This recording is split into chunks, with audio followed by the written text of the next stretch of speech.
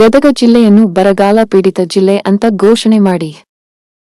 ಗದಗ ಜಿಲ್ಲೆಯಾದ್ಯಂತ ಮಳೆ ಅಭಾವ ಇದ್ದುದರಿಂದ ರೈತರು ಬೆಳೆ ಹಾಗೂ ಮೇವು ಇಲ್ಲದೆ ಪರದಾಡುವ ಸ್ಥಿತಿ ಎದುರಾಗಿದ್ದು ಜನ ತತ್ತರಿಸಿ ಹೋಗಿದೆ. ಹಾಗಾಗಿ ಗದಗ ಜಿಲ್ಲೆಯನ್ನು ಬರಪೀಡಿತ ಎಂದು ಘೋಷಣೆ ಮಾಡಿ ಎಕರೆಗೆ 50,000ದಂತೆ ಪರಿಹಾರ ನೀಡಬೇಕೆಂದು ಶಂಕರಗೌಡ ಜಾಯನಗೌಡ ಆಗ್ರಹಿಸಿದರು.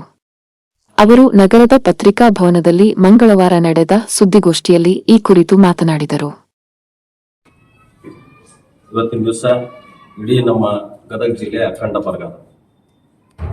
ಇವತ್ತು ದನಕರ್ ಕುಡಿಯಕ್ಕೆ ನೀರಿಲ್ಲ ಮತ್ತು ಮೇವುಗಳಿಲ್ಲ, ಹಾಗೂ ಬ್ಯಾಂಕ್ನವ್ರ ಕಾಟ, ನೋಟಿಸ್ ಕೊಡೋರು ಮತ್ತು ಮನೆಗೆ ಬಂದು ಕುಂದ್ರೋರು, ಜಪ್ತ್ ಮಾಡೋದು, ಕೋರ್ಟಿಗೆ ಹಾಕೋದು, ಇದು ಅನೇಕ ಘಟನೆಗಳು ನಮ್ಮ ಗದಗ ಜಿಲ್ಲೆಯಲ್ಲಿ ಒದಗಿ ಬಂದವು.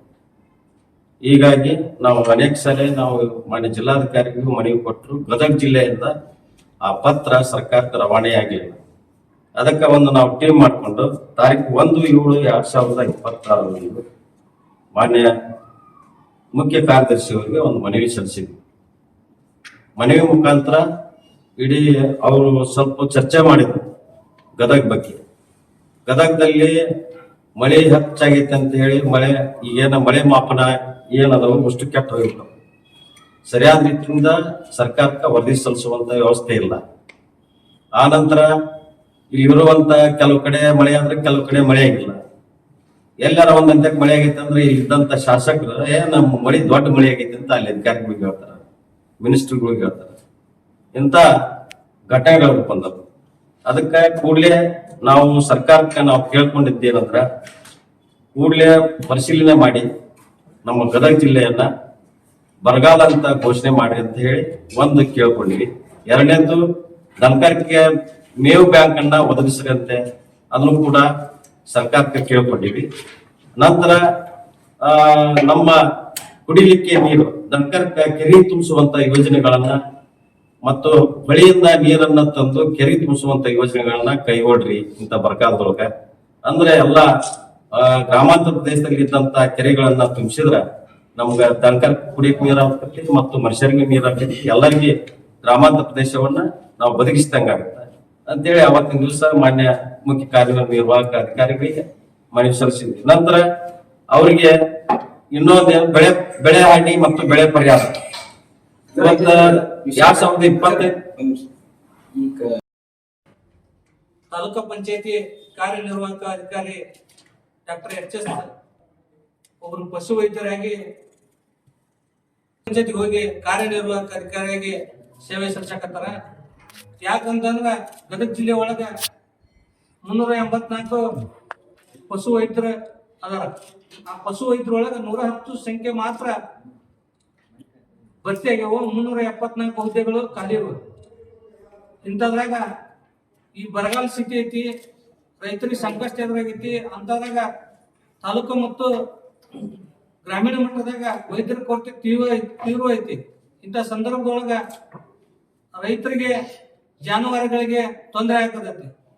ಅದನ್ನ ನಾವು ಅರಿತುಕೊಂಡು ನಾವು ಸರ್ಕಾರಕ್ಕೆ ನಾವು ಮನವಿ ಸಲ್ಲಿಸಿದ್ವಿ.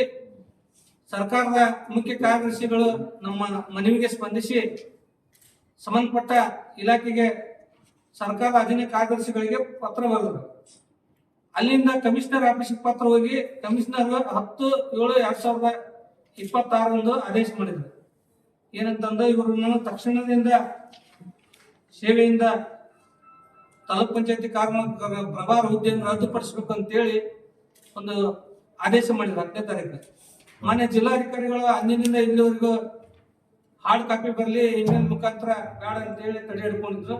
ಇಮೇಲ್ ರಾಜ್ಯ ಸರ್ಕಾರದವ್ರಿಗೆ 2 ಇಮೇಲ್ ಕಳಿಸಿದ್ದು ಮತ್ತು ಪೋಸ್ಟ್ ಅನ್ನು ಕಳಿಸಿದ್ರು. ಅವರು ಪ್ರಭಾವದಿಂದ ಪೋಸ್ಟ್ ಕಳಿಸಿದ್ದನ್ನು ತೆಗೆದು ಬದಲಿ ಕಡೆ ಇರಿಸಿದ್ರು.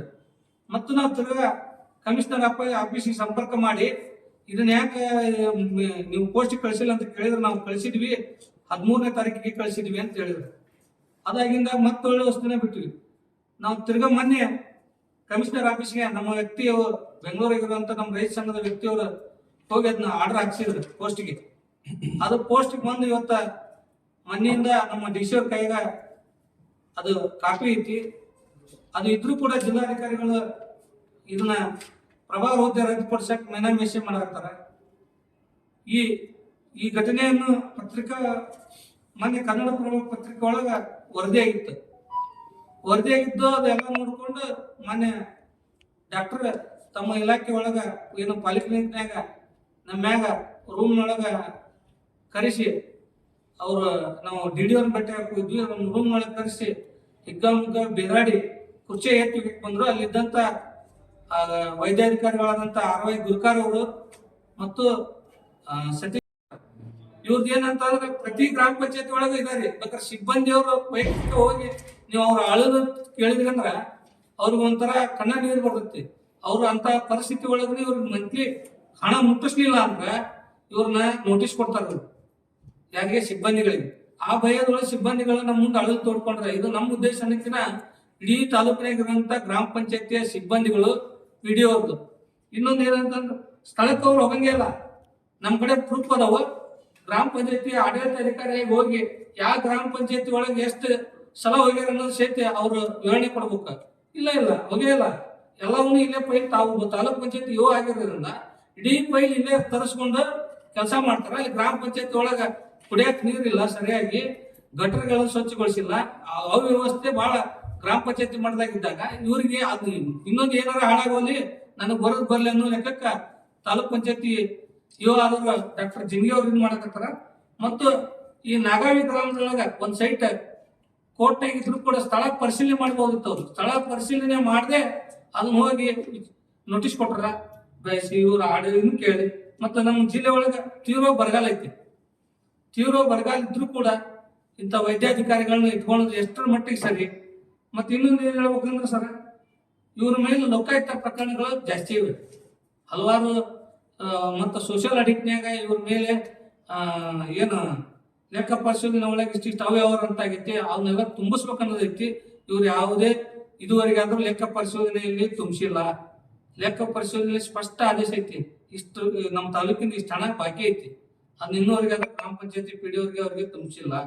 ಮತ್ತೆ ಇನ್ನೊಂದು ಹೇಳ್ಬೇಕಂದ್ರ ಈಗ ನಾನು ಒಂದು ತಮ್ಮೆಲ್ಲರ ಮುಖಾಂತರ ಒಂದು ಮನವಿ ಮಾಡ್ಕೊತೀನಿ. ಮೊನ್ನೆ ಮಾಜಿ ಸಚಿವರು ಹಾಲಿ ಶಾಸಕರು HK ಪಾಟೀಲ್ ಸಾಹೇಬ್ರಿಗೆ ಮತ್ತು DR ಪಾಟೀಲ್ ಸಾಹೇಬ್ರಿಗೆ ಒಂದು ಮನವಿ ಏನ್ ಮಾಡೋದಂದ್ರ, ಇಂಥವ್ರಿಂದ ತಾಲೂಕಿನಾಗ ನಿಮ್ಮ ಹೆಸರು ಹೇಳಿ ಇಂಥ ಅವ್ಯವಹಾರ ಮಾಡಕತ್ತಾರ. ಇದನ್ನ ದಯವಿಟ್ಟು ನೀವು ಗಣನೀಯವಾಗಿ ಪರಿಗಣಿಸಿ ಇಂಥವ್ರ ವಿರುದ್ಧ ನಾವೊಬ್ಬ ಸಾಮಾನ್ಯ ವ್ಯಕ್ತಿಯಾಗಿ ನಿಮ್ಮ ಮುಂದೆ ಹೇಳಕ್ ಇಷ್ಟಪಡ್ತೀನಿ. ಇಂಥವ್ರ ವಿರುದ್ಧ ನೀವು ದೂರಿಟ್ಟು ಪ್ರಕಾಶ್ ಜಟ್ಟಣ್ಣವ್ರ ಸರ್ ಮತ್ತು ಸಿಬ್ಬಂದಿ ಆದ ಕಲ್ಮೇಶ್ ಹಿರೇಮಠ ಅವರು ಅಲ್ಲಿದ್ರು. ಅವರೆಲ್ಲ ಬಿಡಿಸಿ ನಮ್ಮನ್ನು ಬಾಜು ಕುಂದಿರ್ಸಿ ಆಯ್ತು ಅಂತೇಳಿ ನಾವು ತಿರ್ಗಾ ಮತ್ತೆ ಒಳ್ಳೆಯವ್ರಿಗೆ ಒಂದು ಆಫೀಸ್ನಾಗ ಈ ಘಟನೆ ಬಗ್ಗೆ ತನಿಖೆ ನಡೆಸಿ ನಮ್ಮ ಸೂಕ್ತ ಕ್ರಮ ಕೈಗೊಳ್ರಿ ಅಂತೇಳಿ ಒಂದು ಪಾಲಿಕ್ಲಿನಿಕ್ DDO ಅವ್ರಿಗೆ ಒಂದು ಪತ್ರ ಬರ್ದು ಅವ್ರಿಗೆ ನೋಟಿಸ್ ಕೊಟ್ರು. 3 ದಿನಗಳ ಒಳಗಾಗಿ ಸ್ಪಷ್ಟ ಉತ್ತರ ನೀಡಿದೆ ಅಂತೇಳಿ. ಅವ್ರು ಇನ್ನೂವರೆಗಾದ್ರೂ ಅದ್ರ ಬಗ್ಗೆ ಸಂಬಂಧಪಟ್ಟವ್ರು ಇನ್ನೂ ಕೊಟ್ಟಿಲ್ಲ, ಯಾವ್ದೋ ಡಾಕ್ಟರ್. ಹೊಳ್ಳಿ ಇನ್ನೊಂದು ಏನಂದ್ರೆ ಅದಾದ್ಮೇಲೆ ನಾವು ಸ್ಥಳೀಯ ಸ್ಟೇಷನ್ ಒಳಗೆ ಒಂದು ದೂರ ದಾಖಲಿಸಿದ್ವಿ, ಗದಗ ಶಹರ ಪೊಲೀಸ್ ಠಾಣೆ ಒಳಗೆ. ಅಲ್ಲಿ ಒಂದು ರಾಜಕೀಯ ಪ್ರಭಾವದಿಂದ ಅದನ್ನ ಡಿಲೇ ಮಾಡ್ಕೊಂತ ಬಂದಿಂದ ಮತ್ತೆ ಇವತ್ತ ಏನೈತೆ, ನಿನ್ನೆ ನಾವು ಅಧಿಕ ಒತ್ತಡ ಇರೋದ್ರಿಂದ ನಮ್ದು ಕಂಪ್ಲೇಂಟ್ ತಗೊಂಡು ಅದು ಹೆಂಗ NCR ಅಂತೇಳಿ ಮಾಡ್ಯಾರ. ಮತ್ ನೀವು ಕೋರ್ಟ್ಗೆ ಹೋಗಿ ಪರ್ಮಿಷನ್ ತರ್ಬೇಕಂತ ಒಂದು FIR ಮಾಡಕ್ಕೆ ನಾವು ಅಲ್ಲಿ ಮಟ್ಟ ಕಳಿಸಿದ್ವಿ. ಆಯ್ತು ಅಂತೇಳಿ ನಾವು ಅದಕ್ಕೂ ಒಪ್ಕೊಂಡಿವಿ. ಈಗ ಏನಾಗಿಬಿಟ್ಟಂದ್ರೆ ಇವ್ರ ಉದ್ದೇಶ ಏನಂತಂದ್ರ ತಾಲೂಕ್ ಪಂಚಾಯತಿಗೆ ಯಾಕೆ ಆಗಿ ಪದೇ ಬರ್ತಾ ಇದಾರಂದ್ರ ಸ್ಥಳೀಯ ಶಾಸಕರ ಒಂದು ಇದೈತೆ ಅವರಿಂದ ಏನೋ ಬ್ಯಾಕ್ಗ್ರೌಂಡ್ ಆಗಿ ಸ್ಥಳೀಯ ಶಾಸಕರು ನಿಂತಾರ, ಒತ್ತಡ ಐತಿ. ಮತ್ತೆ ಏನೈತಂದ್ರೆ ಪ್ರತಿ ಗ್ರಾಮ ಪಂಚಾಯತಿ ಒಳಗೆ ಇವ್ರಿಗೆ ಸಿಬ್ಬಂದಿಗಳ ಮಂತ್ಲಿ ಹಣ ಕೂಡಿಸ್ಕೊಡುವಂತ ಪರಿಸ್ಥಿತಿ ಇದು ಐತಿ. ಸ್ಥಳೀಯ ಶಾಸಕರ ಮುಟ್ಟತ್ತೋ ಇನ್ನೊಬ್ಬರಿಗೆ ಮುಟ್ಟತ್ತೋ ಗೊತ್ತಿಲ್ಲ, ಆದ್ರ ಮಂತ್ಲಿ ಹಣ ಸಂಗ್ರಹ ಮಾಡ್ತಾರ. ಮತ್ ನೋಡ್ರಿ ನಮ್ ವಿಶೇಷ ಏನಂದ್ರೆ ಜಿಲ್ಲಾ ಪಂಚಾಯತಿಗೆ ಆಗಸ್ಟ್ 25ಕ್ಕೆ ನಮ್ ಭರತ್ ಸರ್ ದಕ್ಷ ಅಧಿಕಾರಿ ಅವ್ರು ಅಂತವ್ರು ನಮ್ ಜಿಲ್ಲೆಯಿಂದ ವರ್ಗಾವಣೆ ಆದ್ರು. ದಕ್ಷ ಅಧಿಕಾರಿಗಳನ್ನ ಇಟ್ಕೊಲಾರ್ದಂಗ ವರ್ಗಾವಣೆ ಆಗ್ತ. ಅಲ್ಲಿಂದ ಇನ್ನುವರೆಗೂ ನಮ್ ಜಿಲ್ಲಾಗೆ ಇವ್ರಿಲ್ಲ, ಯಾರೋ CO ಇಲ್ಲ. ಕೂಡಲೇ CO ನಿಯೋಜನೆ ಮಾಡ್ಬೇಕು. ಯಾಕಂದ್ರೆ ನಮ್ಮ ಜಿಲ್ಲಾಧಿಕಾರಿಗಳು ಒಂದು 4-5 ಕಡೆ ಪ್ರಭಾರ ಅದಾವ. ಅವೆಲ್ಲ ಯಾಕ್ರಿ ನಮ್ದು ಒಬ್ಬ ಜಿಲ್ಲಾಧಿಕಾರಿಗಳು ಒಂದು ದೊಡ್ಡ ಮಟ್ಟದಾಗ ಹುದ್ದೆ, ಅದ್ರ ಜೊತೆಗೆ ಇವೆಲ್ಲ ನಿಭಾಯಿಸ್ಕೊಂಡು ಹೋಗಕ್ಕಾಗತ್ತಾ? ಮತ್ ಆಗಿದ್ರು ಕೂಡ ಇಂಥ ಸರ್ಕಾರ ಆದೇಶಕ್ಕ ಯಾಕೆ ಜಿಲ್ಲಾಧಿಕಾರಿಗಳು ಇದನ್ನ ಡಿಲೇ ತಡ ಮಾಡ್ಕೊಂತ ಹೊಂಟಾರ? ಅನ್ನೋದು ಒಂದು ಪ್ರಶ್ನೆ ಆಗೈತಿ. ಮತ್ತು ಇವ್ರಿಗೆ 4 ಗ್ರಾಮ ಪಂಚಾಯತಿ ಅಡ್ಮಿನಿಸ್ಟ್ರೇಟಿವ್ ಕೊಟ್ಟಾರೆ. ಒಂದು ಚಿಂಚಲಿ, ಇನ್ನೊಂದು ಹರ್ತಿ, ಕುಟುಂಬಸಿಗಿ, ಕಣಗಿನಾಳ, 4 ಗ್ರಾಮ ಪಂಚಾಯತಿ